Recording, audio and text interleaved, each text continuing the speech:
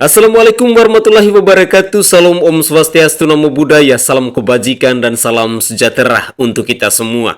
Saudaraku sebangsa dan setanah air, pantaskah kita harus mengucapkan terima kasih banyak atau apresiasi yang setinggi-tingginya kepada Pak Nyoman, sang arsitek yang telah mendesain burung Garuda Pancasila, lambang dari Negara Kesatuan Republik Indonesia yang ada di ibu kota Nusantara Penajem, Kalimantan Timur itu dengan kepala menunduk?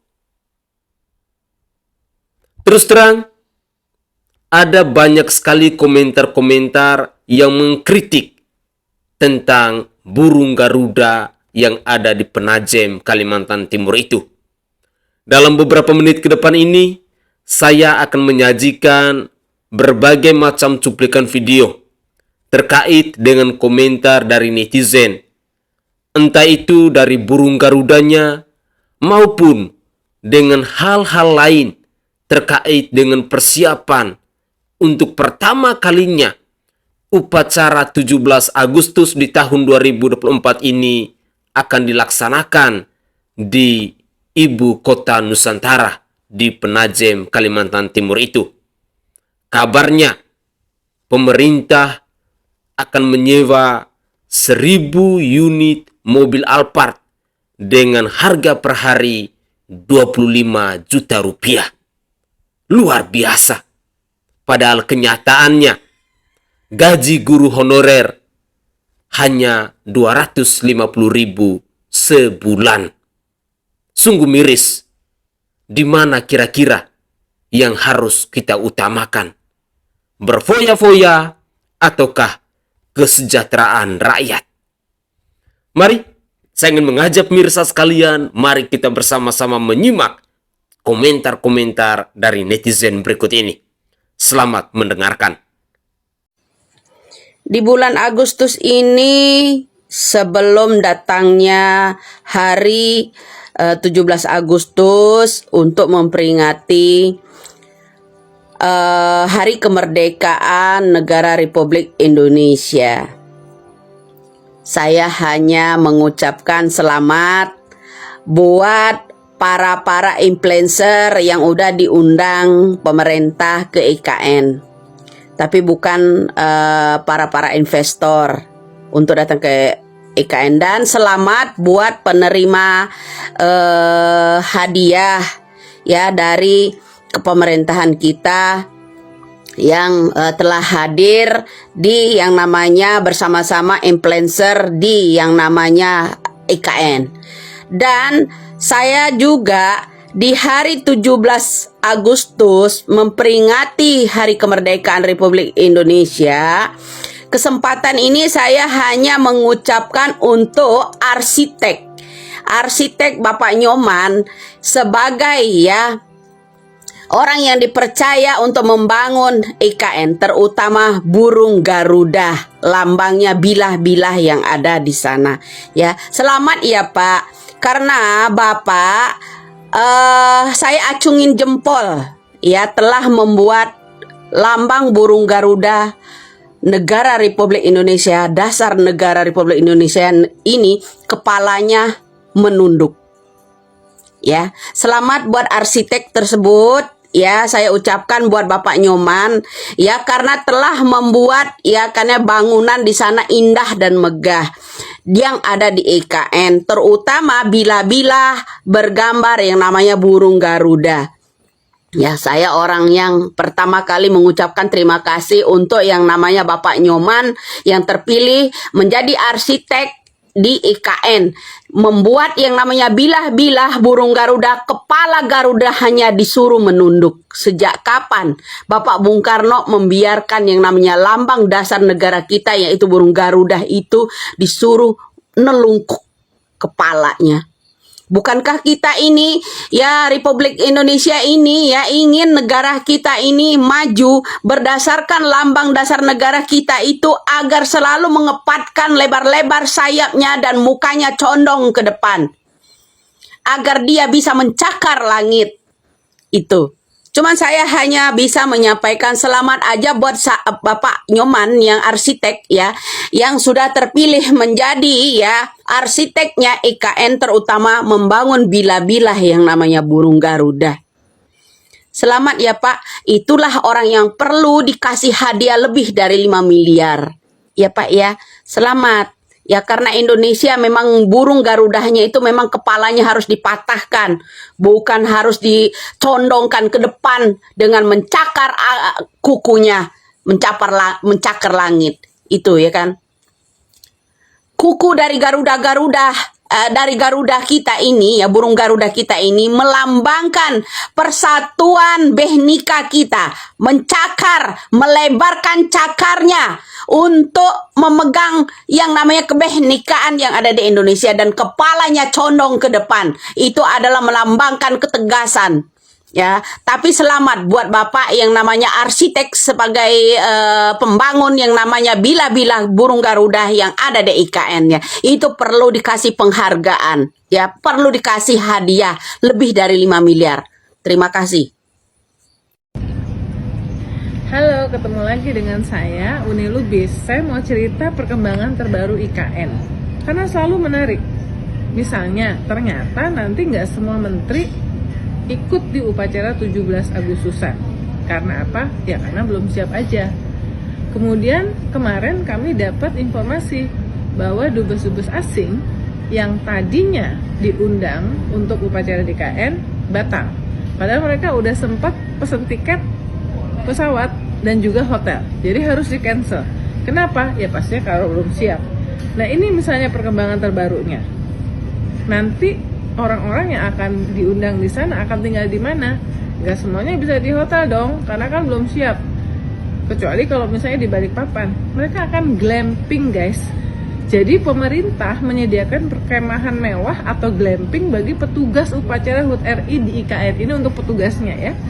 Kemudian kalau upacara nanti kami persiapkan rumah tinggal ASN. Ini kata Kepala Sekretariat Presiden yang juga sekarang jadi PJ Gubernur DKI, Heru Budi ya. Jadi sebetulnya sebelumnya juga kita dengar bahwa pemerintah menyiapkan atau menyewa 1.000 mobil Alphard yang sudah pasti nggak ada yang electric vehicle. Jadi kalau dikatakan dari awal gembar-gembor bahwa di IKN itu akan diupayakan supaya menjadi kota atau lingkungan yang ramah lingkungan, tapi baru 17-an aja sudah akan penuh polusi karena akan ada 1.000-an mobil Alphard yang disewa oleh pemerintah, yang pastinya mahal karena berita yang tersebar adalah sewanya 25 juta. Itu akan mengepung dan pastinya memproduksi polusi pada saat dan dalam rangka 17-an. Jadi semua yang dijanjikan pemerintah setidaknya itu tidak terbukti untuk 17 Agustus upacara kenegaraan tahun ini. Jadi memang kalau memang belum siap, kenapa sih dipaksain? Cuma mau bikin konten, collecting memories, bikin video di upacara terakhir di masa jabatannya. Sementara itu bikin repot banyak sekali orang. Saksikan terus di IDN Times. Ya, terwelu. Itu kata-kata saya yang mengambil istilah yang dulu sering digunakan oleh Cak Lontong untuk mengatakan terlalu atau keterlaluan. Apa yang saya katakan begitu?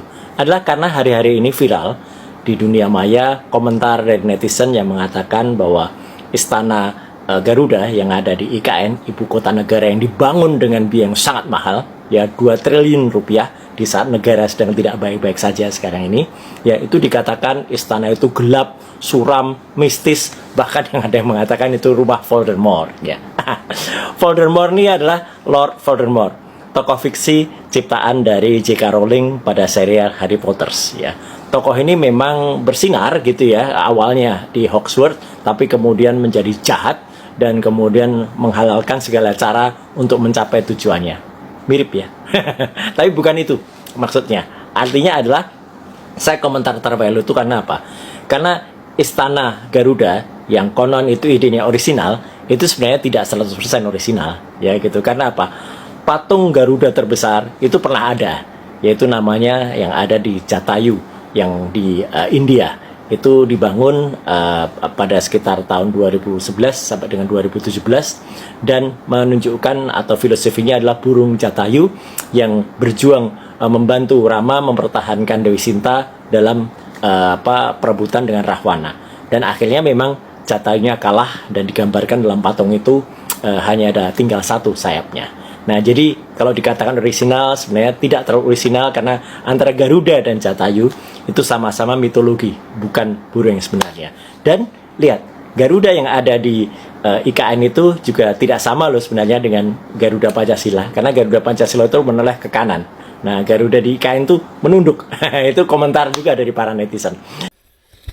Oke guys, itu adalah cuplikan-cuplikan video di season pertama yang bisa saya persembahkan ke hadapan pemirsa sekalian. Dari Roy Suryo maupun dari Mbak Widya, pemilik akun Dagelan Politik, masih mengkritik tentang burung Garuda yang ada di ibu kota Nusantara dengan kepala menunduk itu. Tentu untuk menjawab kritikan-kritikan dari Mbak Widya maupun dari Roy Suryo ini yang memahami benar tentang desain ini adalah I Nyoman Nuarta itu sendiri atau Pak Nyoman, sang arsitek yang telah mempersembahkan karyanya lewat desain burung Garuda yang kita saksikan bersama-sama di belakang gedung IKN itu. Tetapi apapun itu, seorang seniman tentunya mereka punya alasan masing-masing. Mungkin dari kita rakyat biasa yang tidak memahami tentang unsur seni itu, mungkin kita akan menilai bahwa burung Garuda itu dengan kepala menunduk. Tetapi saya berharap bahwa di suatu hari nanti kita akan mendengarkan bersama-sama penjelasan dari I Nyoman Nuarta ini.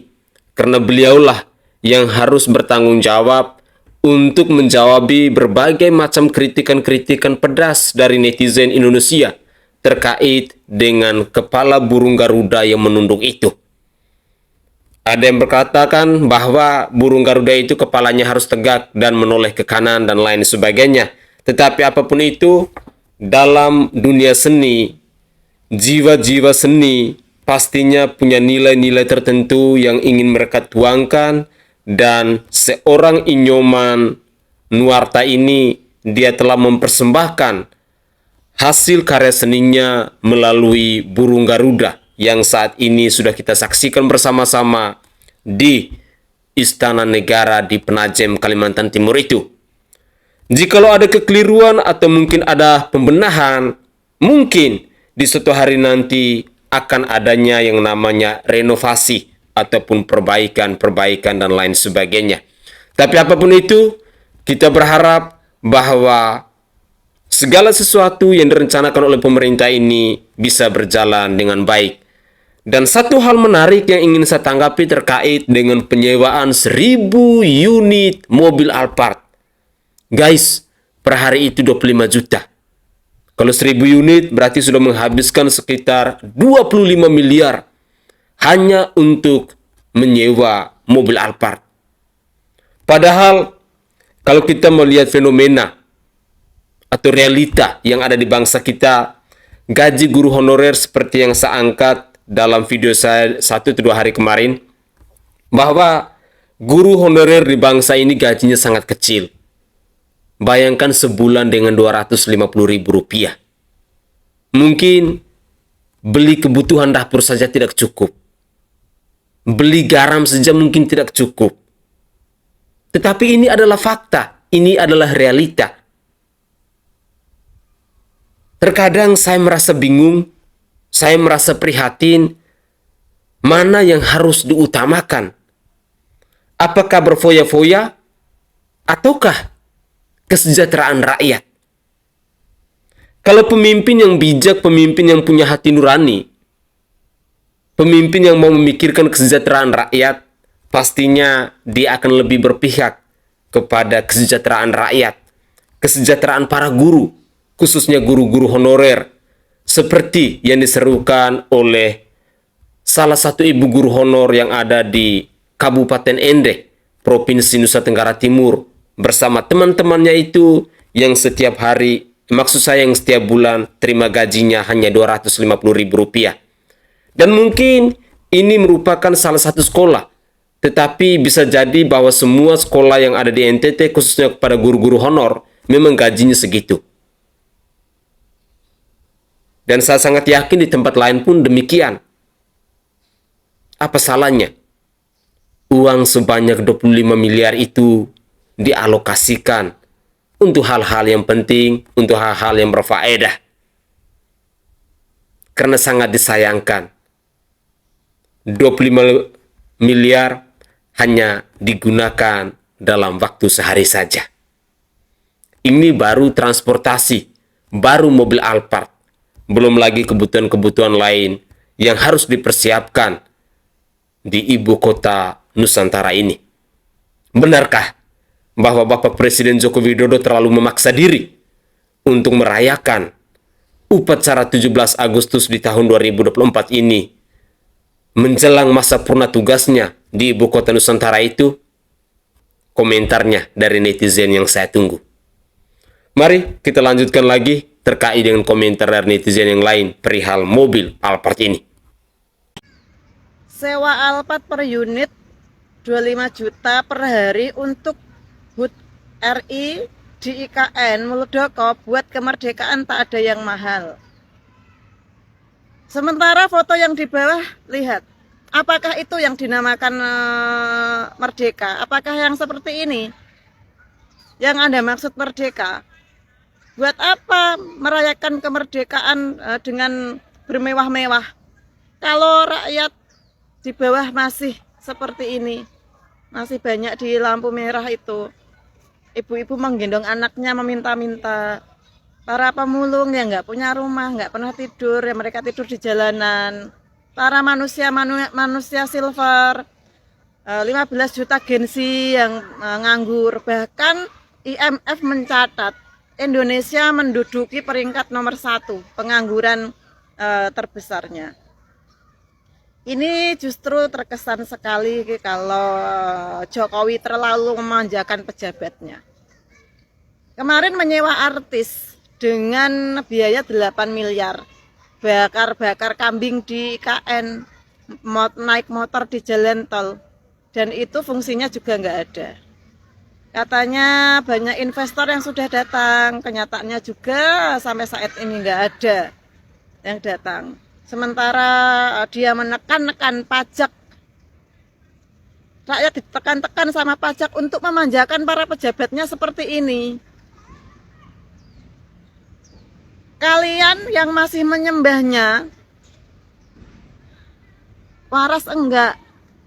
Kenapa saya ngata-ngatain kalian dengan kata-kata kasar? Ya karena kalian nggak mau mikir. Kalian melihat saya cuma seorang babu.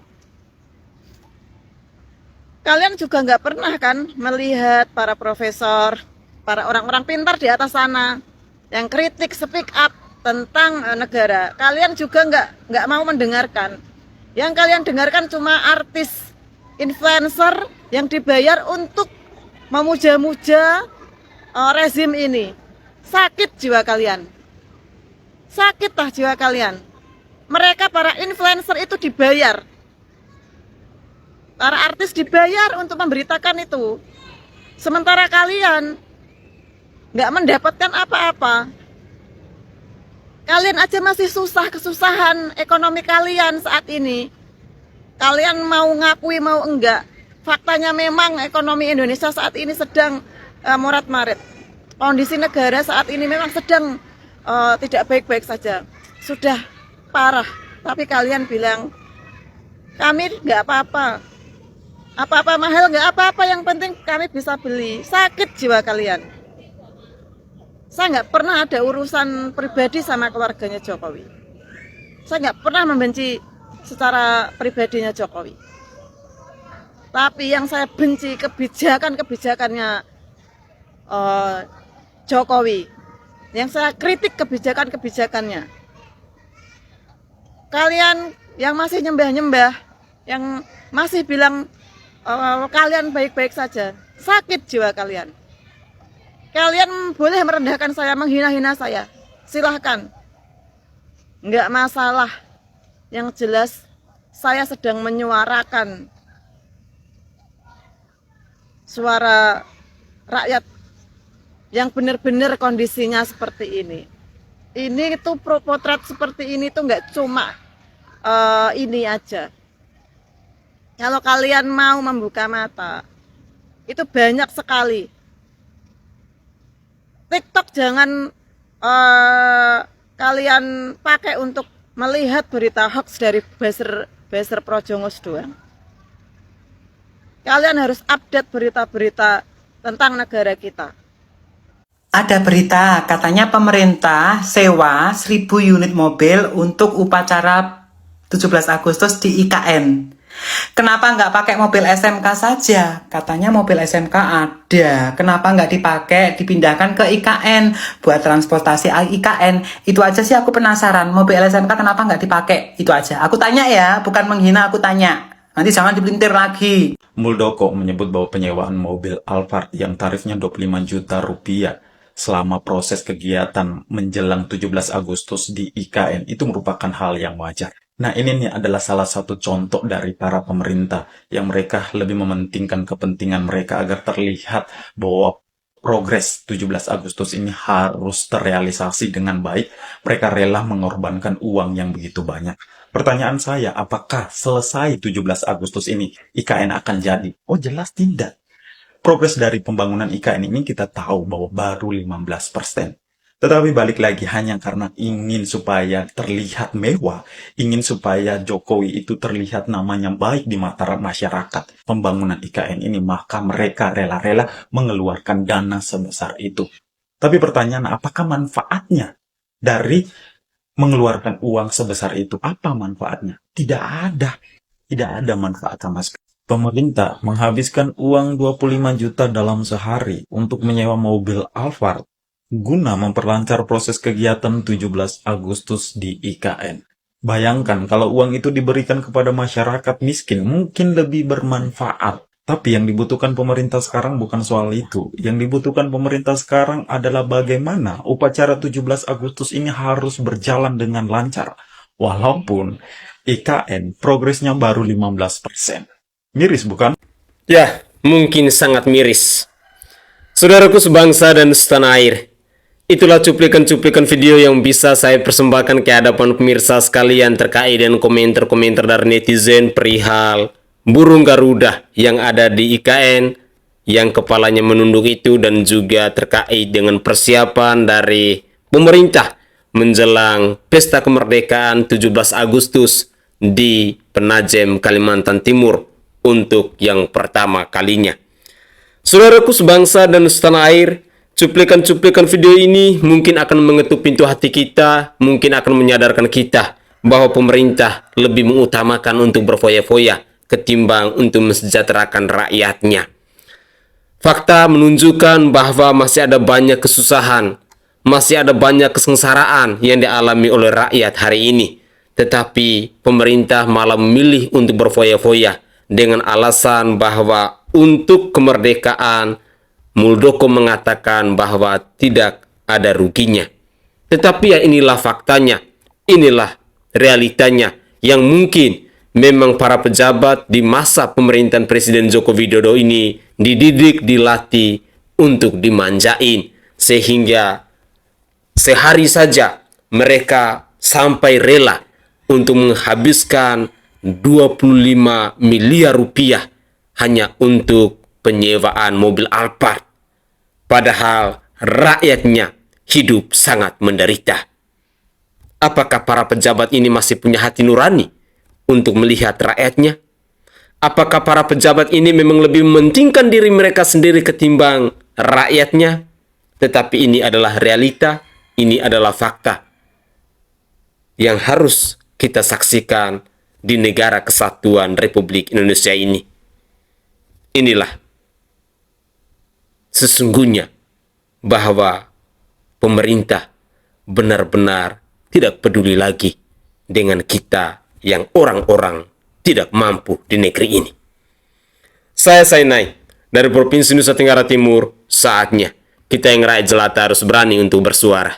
Salam hormat, salam NKRI, dan salam Pancasila untuk kita semua.